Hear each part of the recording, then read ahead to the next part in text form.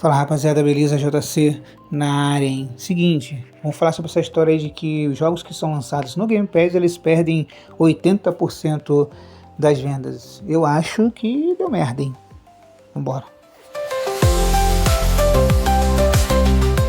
Então, rapaziada, esse papo aí desses 80%, que o jogo, né, quando é lançado Day One no Game Pass, ele perde 80% das suas vendas, ele surgiu numa situação em que um jornalista conhecido da indústria, né, acho que é Christopher Dream, se não estou enganado, ele em uma sessão de perguntas e respostas, ele foi questionado sobre o que ele achava do Game Pass e tal, e aí ele comentou que fez vários comentários, falou sobre vários aspectos ali, e dentro desse comentário ele citou que o Xbox Game Pass, um jogo, né, quando é lançado no Xbox Game Pass, ele perde 80% das suas vendas, tá?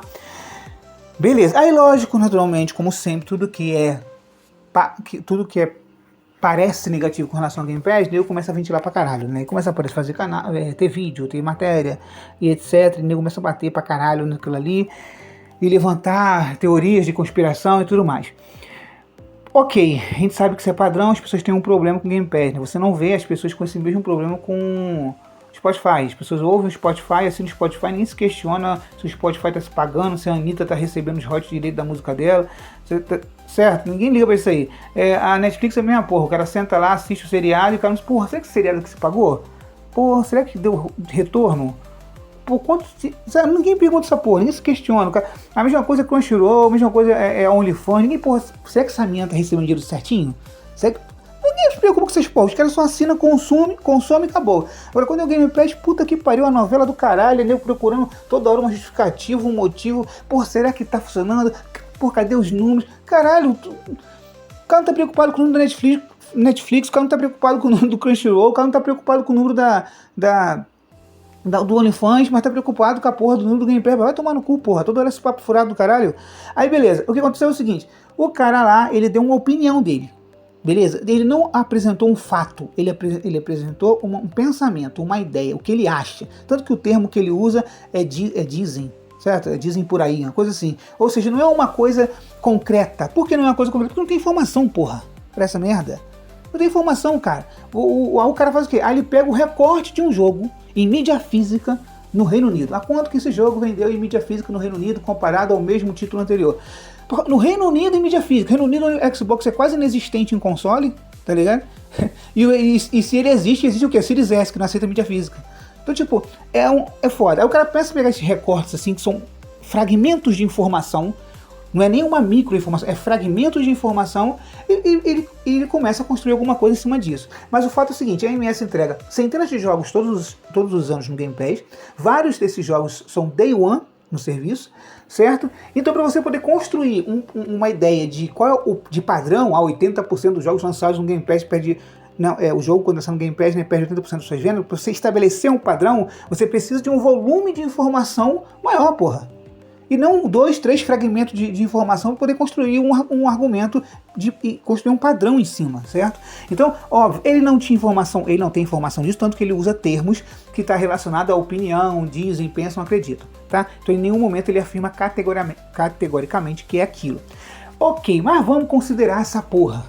Vamos considerar que é 80%, no pior dos cenários, um jogo ele perde até 80% das suas vendas no Xbox. Beleza.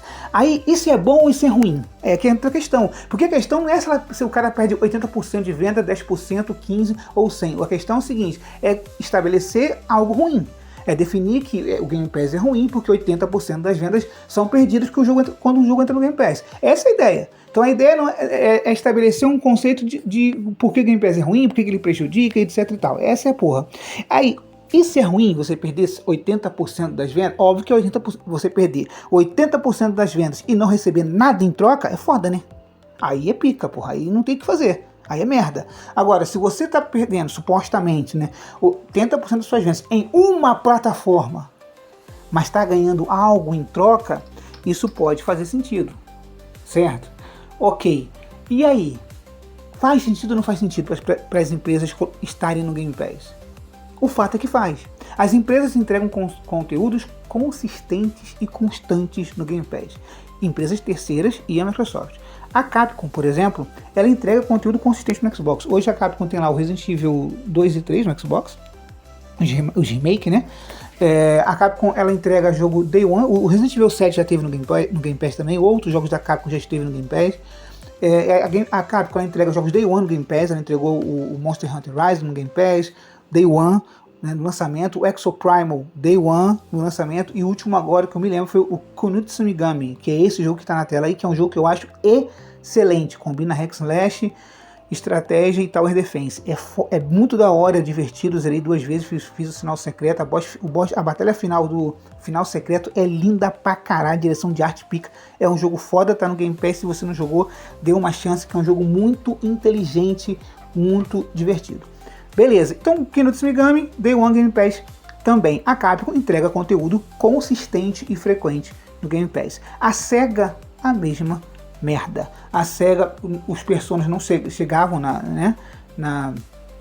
no Xbox, os Yakuza não chegavam no Xbox. A gente tem aí a renca de Yakuza agora no Game Pass. A gente teve Yakuza sendo lançado Day One Game Pass, aquele Yakuza de samurai, acho que é Inshin, eu acho. Foi lançado Day One Game Pass. O Persona 3 Remake foi lançado Day One Game Pass. Então você vê outra empresa grande, que é a SEGA, entregando jogos consistentes e frequentes no Game Pass. Inúmeras outras empresas sempre estão entregando alguma coisa no Game Pass, a Devolver e etc, tá? Então assim, faz sentido o jogo no Game Pass, independente se as vendas do jogo é 80% menor, é 40% menor, é 100% menor, faz sentido. Por que faz sentido? Porque as empresas estão colocando. Se a empresa está colocando, é porque faz sentido, cara. Se a empresa está colocando o jogo Day One no serviço, é porque faz sentido para ela. Se a empresa está perdendo alguma coisa em vendas unitárias, para ela a troca tá boa, porque ela está colocando lá. E não é só uma empresa, são dezenas de empresas, são centenas de empresas que fazem isso. A todas as empresas que colocaram o jogo no Xbox Game Pass, teve um resultado positivo? Não, claro que não. Todas as empresas que colocaram o jogo dela no Xbox Game Pass Day One, ela saiu satisfeita? Não, óbvio que não, porra. Porque vai depender de vários fatores para ela ficar satisfeita. Porque depende do que ela tinha em mente como resultado, né? Depende de vários fatores. Então, o Game Pass, ele é um reflexo da indústria. As pessoas não entendem isso. As pessoas acham que o Game Pass ele é uma outra dimensão. E não é, não é reflexo da indústria. Tudo que tem na indústria, você vai ter no Game Pass. Existem empresas, desenvolvedores, publicadores que se frustram ao lançar um jogo a preço cheio, sem estar dentro de um serviço? Existe. Né? E tem vários jogos todo ano que as empresas lançam, como por exemplo o Alan Wake. O Alan Wake 2, o Alan Wake Remaster até hoje não foi pago. Até um tempo atrás não tinha sido pago o remaster e não foi lançado Day One no serviço. É uma frustração, é um fracasso. A empresa provavelmente não ficou feliz com isso. O Alan Wake 2, apesar de concorrer a vários prêmios, etc e tal, também foi lançado num modelo a preço cheio, não entrou em um serviço de assinatura, também não tinha se pagado até um tempo atrás. Certo? Ou seja, existem jogos que são lançados a preço cheio e que não se pagam e que o lançamento é frustrante e que a empresa não fica satisfeita. Existem jogos que são lançados no Game Pass nesse mesmo cenário? Óbvio que existe. É claro que existe. Tá ligado? É óbvio que esses jogos chegaram no Game Pass e a empresa não ficou satisfeita com o resultado. Da mesma forma que existem empresas que lançam seus jogos a preço cheio e não ficam satisfeitas com o resultado. Existem jogos que são lançados quebrados no Game Pass? Existe. Existem jogos que são lançados quebrados a preço cheio? Existe. Existem jogos que são bem otimizados sendo lançados no Game Pass? E existem jogos que são lançados bem otimizados a preço cheio? Existe. Então, cara, não adianta. O Game Pass ele é um reflexo da indústria. O Game Pass não é uma outra dimensão, certo? O Game Pass é simplesmente um produto que ele seria lançado a preço cheio, a $70. A Microsoft fechou com os caras para chegar no Game Pass. Ponto. Você vai ter algumas experiências negativas, que é padrão, você vai ter outras experiências muito positivas, como o próprio Stalker. Stalker 2 tá aí, os caras se pagaram em pouco tempo. O jogo The Medium também, Day One Game Pass, se pagou na primeira semana, se não estou enganado. O próprio Hellblade, que todo mundo fala, que porra, que vendeu pouco, não sei o que, a própria Ninja Theory, ela fala que o jogo foi um sucesso, em termos de retorno. O Hellblade 2. Então, a questão é que se existem empresas, cara, consistentemente, cara, há 8 anos que existe Game Pass, existem empresas consistentemente entregando conteúdo ano após ano no Game Pass, é porque para elas fazem sentido. Mas se ela perde 80% da vez, cara, foda-se o que acontece. Não interessa se ela perde 70%, 10%, 5%, 100% da venda dela no Xbox. Não interessa se ela está fazendo, é porque faz sentido para ela. É porque existe um retorno para ela, porra. Só que as pessoas querem questionar o o fato com conjectura. O fato é que existe conteúdo sendo publicado no Game Pass todo ano em volume, em massa, caralho. Então, se isso está acontecendo, e se essa empresa está de alguma forma abrindo mão de vendas unitárias do Xbox, ela está abrindo mão disso para receber uma outra coisa que para ela faz sentido, que para ela tem valor. Seja o valor que a AMS paga para o jogo chegar, que naturalmente não chega de graça, a AMS paga para todas as empresas. Chega esse jogo, ele chegar num público novo que não chegaria antes, né, e você ter aquela sua marca sendo descoberta por novas pessoas. Seja você conseguir vender mais microtransações naquele jogo, uma vez que o cara não vai pagar pelo jogo, ele pode se sentir mais confortável em gastar em skin, em pacote disso, pacote daquilo. Então assim, inclusive a EA, quando colocou o EA Play no Xbox Game Pass, a ideia dela era essa, era faturar com microtransações. Então ela acreditava que o EA Play no Game Pass ia trazer para ela um retorno maior de microtransações. O EA Play saiu do Game Pass? Não, tá lá. Então acho que ela conseguiu o objetivo dela, né? Porque tá uma porrada, já tem um tempão que essa porra tá lá, tá ligado? Então a questão toda é essa, é buscar números que não se tem certeza, números que não se sabe ao certo, que não se tem informação concreta para criar suspeita e uma visão negativa sobre o Game Pass. Quando na prática o fato é que as empresas continuam entregando conteúdo consistente no serviço ao longo de 8 anos. E se elas estão fazendo isso, é porque isso traz para elas algum retorno. Traz para ela, mas independente do que ela está perdendo em termos de venda unitária, para essa empresa vale a pena. Caralho, o cara ele acha que ele sabe o que vale a pena para a SEGA mais do que a SEGA. Porra, ele acha que ele sabe o que vale a pena pra Capcom mais do que a porra da Capcom. Eu não tô entendendo essa porra. Ele acha que ele sabe o que vale mais a pena pra Microsoft mais do que a Microsoft, que é uma empresa porra trilionária. A Microsoft, ela virou uma empresa trilionária fazendo caridade, né? Botando um jogo pra caralho, jogo caro pra caralho de se desenvolver e um serviço que não dá retorno. Então assim, a Microsoft bota o jogo no serviço, ela perde 80% das vendas, o serviço não dá retorno e ela continua fazendo isso há 8 anos consistentemente. Por quê? Porque a Microsoft é um idiota, porra. Entendeu?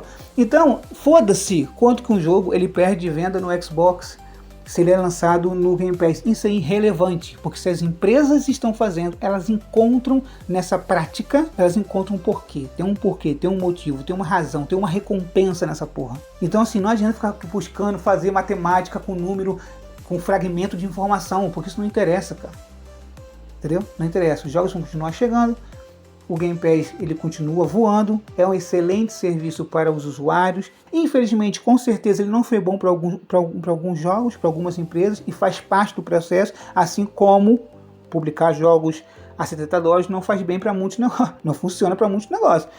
Pode acontecer o Game Pass não funcionar para algumas empresas, elas saírem um pouco chateadas, reclamando, acontece. O fato é, ao longo de 8 anos, várias empresas entregam conteúdo consistente no Xbox. Isso quer dizer, no Game Pass, isso quer dizer que existe uma recompensa, existe algo bom ali, eles estão satisfeitos com o que eles estão recebendo, senão eles parariam, meteriam o pé, sumiriam dali, certo? E não é o que acontece. A mesma coisa a Microsoft. Se o Game Pass não estivesse trazendo retorno para a Microsoft, elas tinham mandado o Game Pass para vala. Acabou, cara. Tá? Então o papo é esse. Então foda-se quanto que o jogo perde de venda no Xbox. As empresas estão recebendo algo que elas consideram bom em troca. Beleza? Valeu, é isso, esse é o papo, essa conversa. Se você curtiu, compartilha, comenta e aquela coisa toda. Valeu!